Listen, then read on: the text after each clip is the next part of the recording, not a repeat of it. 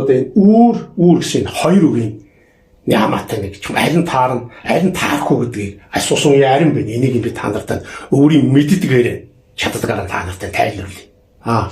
Тэгвэл энэ үүр хоёр нийгэмдээ тэгээд манайс Монгол хэл бичих номдор нийгэмдээ хэрэглээд ирж заримдаа ингэ хэрэглэсэн мэт. Заримдаа ингэ хэрэглэсэн мэт. Ингэдэр улсууд ирж үгүй чи аль нь таах юм бэ?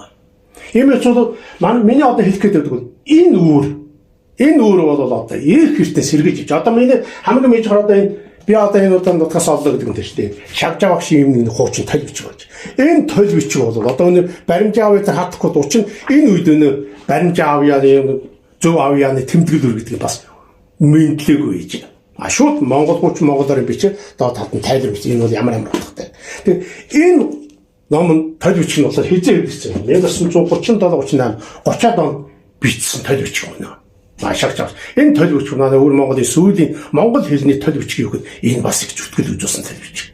Иймээс тэр үе зохиож исэн, шавжаа өгшин зохиож исэн энэ толь бичиг дээр бол одоо энэ үүрийг хэрэгжилж энэ үүрийг тайлбарлаж. Өөрөөр энэ дээр үүр цайх, үүр гэгэр дармаас үүр шарлагч бас гэдэг юм. Би одоо өнөөдөр бас анхаарал тасгаж үүр шарлаж яах шиг юм байна.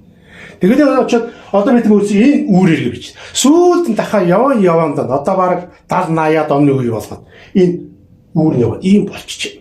Яагаад тэгэхээр би үзсэн баг өнөө Монгол хэл бичиг хэдэн зүйн мэдлэгдэр орох өнөө энийг хэцүүхэд үүр гэж уушгах болох. Тэгвэл одоо энийг үүр уртаар очиж одоо тэгвэл энэ дээр нэг үүр шиг нэмж өгнө. Тэгвэл үүр уртаж болж. Өөрөөр үүр цайхан хүч чинь үүр гэгээр нь үүр цайнд их уртааж уншиж байгаа. Тэрнээс болоод баг үүр гэдэг үс ингэж гарч ирсэн байж. Энэ сүүлийн яваа дахиад одоо миний дахиад үзүүлэх гээд байдаг. Монгол хэлний толь бичгээр одоо норжны толь бичгээд энэ зузаан толь бичиг би бас тайлцуулж өнгөрч ирсэн. Энэ толь бичгээр ороод норжны толь бичгээр ямар болчих вэ? Энэ үүр. Энэ чинь 2005 онд одоо энэ жил хэвлэгдсэн шинэ хэвлэл гэсэн үг. Шинэ хэвлэл. Тэгвэл үүнээс өмнөх манай сурчин хэвлэгдэх зарим толь бичгээр зарим бас ийм үүрээр бас бичжээ. Иймээс бол ямар зүгээд хандж одоо нийтэнтэй бүр энэ зүгээд хандж гэсэн үг. Энэ зүгээд хандж. Тэгвэл үүнээс хадаад өөрийн толь би энэ дээр өөрийн тойгоо бичдэг чинь Монголын том Яруу найр зохиолч Бямбэ Эренч өөрийн тойгоосонд нэг том оруулсан роман байдаг л дээ. Энийг одоо олон курс бас уншиж өнгөрсөн байж магад. Тэгэхээр тэр өөрийн той гэдэг тэр номд өөрийн Монголд орчуулж орж ирээд бичих галч юм уу? Өөрийн тойгод ингэж бичиж орж ирж байна. Ингээд одоо үүнээс болоод одоо хэсэг усад юу асан? Энэ өөрийн туяа, өөр цаах, өөрийн гээ гэдэг одоо энэ ч хүний нэр ороод ирчих. Одоо энэ чи яаж бичнэ? Одоо хүний нэр хийж одоо ийм өгүүлбэр ингэж бичих аргагүй. Тэгээ одоо би энэ дээр одмаас энэ хэдэн зүйний ёсоор авч өөрийн одоо би энэ дээр урт өөрийн туяа. Учир нь энэ уун ч юм бол өнгөрсөн чинь одоо энэ уун нүгч ийм байж байна. Иймээс бол тийм ялгын нөхцөл давар болохын тулд энийг нь авчиж тэдмийг нь авчих гэсэн. Тэгээд уун давар утга байхгүй уун давар ийм бол. Хэрвээ ингэж өчвөл он жилийн онтоо адилхан болж байна. Иймээс түүнээс ялгах юм тулд давар юм чинь надад. Дэтад тэдмийг нь авчиж гэсэн. Ингээд уун давар юм болж. Тэгвэл одоо маань өөрийн тойрог нэр явуулж ингэж бичих юм бэ. Өөрийн туяа.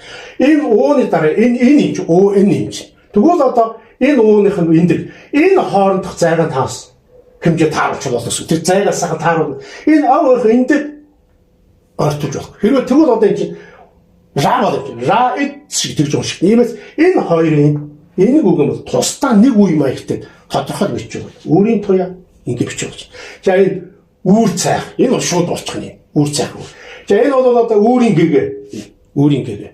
Мөн энэ ёсоор ингэ бичиж тааш. Түүнээс миний өөрийн туяа гэдэг нэртэн бол ингэж бичиж байна. Өөрийн туяа. Энэ ийнэр бичиж байна. Энэ ийнэр бичиж. Тэгэхээр энэ чинь энэ учир нь өөрийн туяа чинь ингэж явж байгаа юм. Одоо чи бичвэл одоо энэ ийм чи биш энэ харин уун давраар солигдож байгаа. Ингэ бичвэл болчих гэсэн үг. Иймээс би өнөөдрийн 1-р хичээлийн мөн үүр гэсэн сэдвээр та нартай юм дөмөх шиг хийж чадварлаа. За одоо чухал дээр зөв ярьж гэнэ, буруу ярьж гэнэ. Шүүмжлэлтэйгээр хандаж болно. За та нар бүлээн авсанс баярлалаа. Баяртай.